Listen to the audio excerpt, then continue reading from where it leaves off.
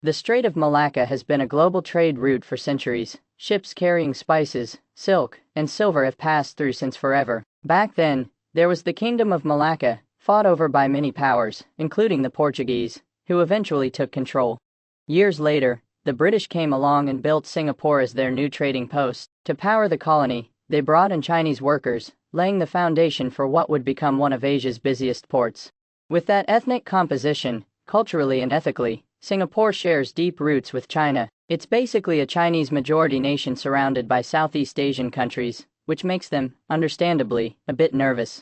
But they're definitely not a communist nation. They love money. They love capitalism. That's why staying close to the US, as Western protection feels practical and ideologically fitting. As China began to rise, Singapore didn't rush to choose sides. They're still a US ally, but at the same time, they don't want to antagonize China.